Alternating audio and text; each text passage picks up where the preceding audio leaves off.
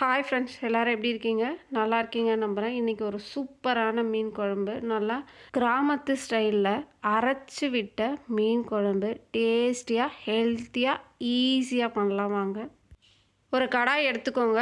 இதில் 1 டீஸ்பூன் அளவுக்கு எண்ணெய் விட்டுக்கோங்க. எண்ணெய் நல்லா காஞ்சதுக்கப்புறமா நாம் ஒரு 30 பல் சின்ன வெங்காயம் எடுத்து வச்சுருக்கிறோம். நல்லா தோலெல்லாம் உரிச்சிட்டு நல்லா வாஷ் பண்ணி எடுத்து வச்சுருக்கோம். அதை இந்த வடைச்சட்டியில் ஆட் பண்ணிக்கலாம். ஆட் பண்ணிவிட்டு நல்லா கிளறி விடுங்க. அடுத்து ஒரு கட்டி அளவுக்கு பூண்டு நல்லா உரித்து எடுத்து வச்சுருக்கேன். அதையும் இதோட ஆட் பண்ணிக்கோங்க. ஆட் பண்ணி நல்லா ஓரளவுக்கு கிளறி விடுங்க. இப்போது அந்த கடாயில் நாம் ஒரு 3 மீடியம் சைஸ் தக்காளி சின்ன சின்னதாக கட் பண்ணி வச்சுருக்கோம். அதையும் நாம் ஆட் பண்ணிக்கலாம். இதில் வெங்காயமும் தக்காளியும் ஈக்குவல் குவான்டிட்டியில் போடலாம்.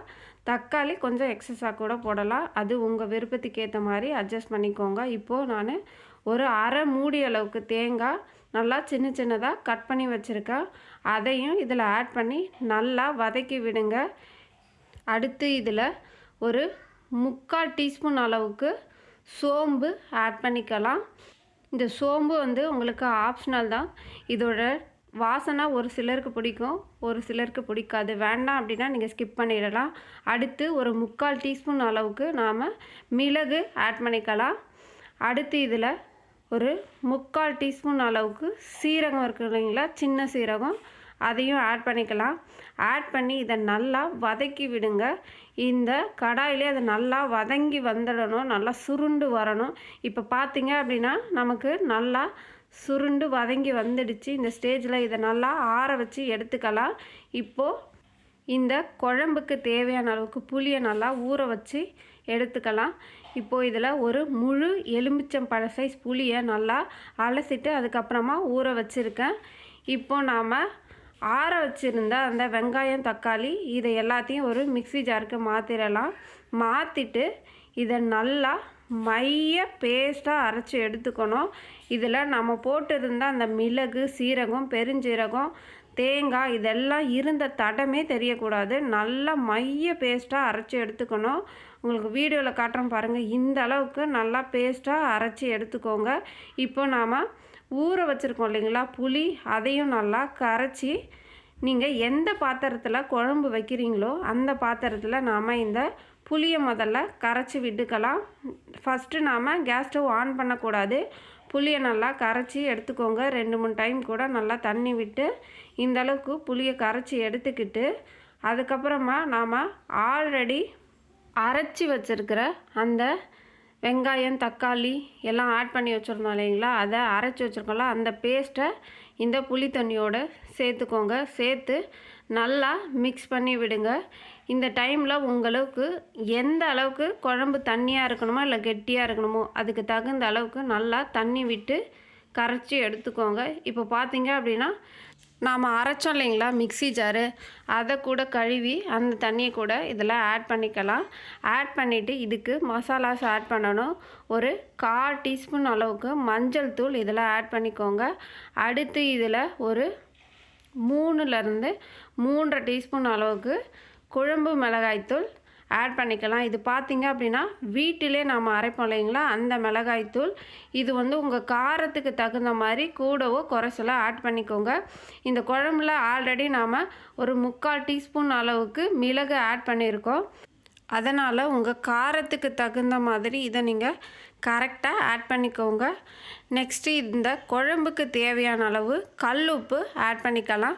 இந்த கல்லுப்பை ஆட் பண்ணிவிட்டு நான் இந்த மிளகாய்த்தூள் நல்லா கரையிற அளவுக்கு கிண்டி விட்டுட்டு அதுக்கப்புறமா தான் நீங்கள் கேஸ் ஸ்டவ்வை ஆன் பண்ணணும். இப்போ பார்த்தீங்க அப்படின்னா நான் நல்லா கிளறி விட்டுட்டேன். எனக்கு குழம்பு கொஞ்சம் கெட்டியாக தான் வேணும். அதனால் அதுக்கு தகுந்த மாதிரி நான் தண்ணி விட்டு நல்லா கரைச்சி எடுத்துக்கிட்டேன். இப்போ பார்த்தீங்க அப்படின்னா இதில் ஒரு 2 பச்சை மிளகா மட்டும் ஆட் பண்ணிக்கோங்க. பச்சை மிளகாவை எப்போவும் நாம் வதக்கி போடக்கூடாது. இந்த மாதிரி குழம்புக்கு யூஸ் பண்ணும்போது டைரெக்டாக இப்படி போட்டு அதுக்கப்புறமா கொதிக்க விட்டிங்கன்னா அதோடய வாசனை நமக்கு ரொம்பவே நல்லாயிருக்கும். இப்போ பார்த்தீங்க அப்படின்னா குழம்பு நமக்கு நல்லா கொதித்து வந்துடுச்சு. இந்த ஸ்டேஜில் நாம் அலசி வச்சுருக்கிற எந்த மீனுனாலும் நீங்கள் ஆட் பண்ணிக்கலாம். நான் வந்து சங்கரா மீன் தான் 1/2 கிலோ எடுத்திருந்தேன். அந்த மீனை தான் ஒவ்வொன்றா ஆட் பண்ணுறேன். இந்த குழம்புல மீனை ஃபஸ்ட்டு ஆட் பண்ணிவிட்டு ஒரு கிளறி விட்டுருங்க. மீன் வெந்ததுக்கப்புறம் நீங்கள் கிண்ட முடியாது. கிண்டுனீங்க அப்படின்னா கண்டிப்பாக மீன் வந்து உங்களுக்கு உடஞ்சிரும்.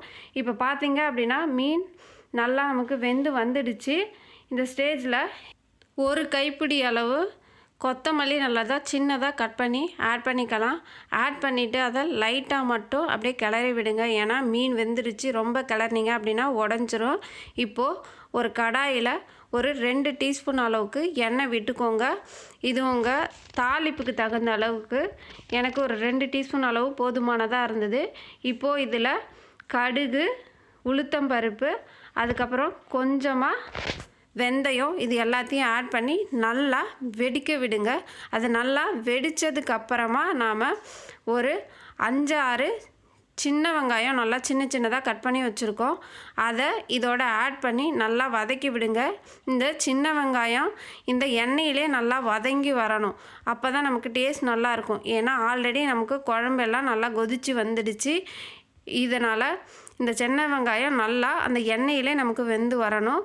அதுக்கப்புறமா ஒரு 3 கொத்து அளவுக்கு கருவேப்பிலை அதையும் ஆட் பண்ணி நல்லா வதக்கி விடுங்க. இப்போ பார்த்தீங்க அப்படின்னா இதுங்க ரெண்டுமே நல்லா நமக்கு வதங்கி வந்துடுச்சு. இதை அப்படியே எடுத்து நாம் குழம்புல ஆட் பண்ண வேண்டியதான். இப்போது நமக்கு சுவையான கிராமத்து ஸ்டைல் அரைச்சி விட்ட மீன் குழம்பு ரெடி ஆகிடுச்சு. இந்த வீடியோ உங்களுக்கு பிடிச்சிருந்ததுன்னா உங்கள் ஃப்ரெண்ட்ஸ் அண்ட் ஃபேமிலிக்கு ஷேர் பண்ணுங்கள், லைக் பண்ணுங்கள், கமெண்ட் பண்ணுங்கள். என்னோடய சேனலுக்கு சப்ஸ்கிரைப் பண்ணுங்கள். மறக்காமல் பக்கத்தில் இருக்கிற பெல் பட்டனை கிளிக் பண்ணுங்கள். நிறை குறை எது இருந்தாலும் கமெண்டில் சொல்லுங்கள். தேங்க்யூ.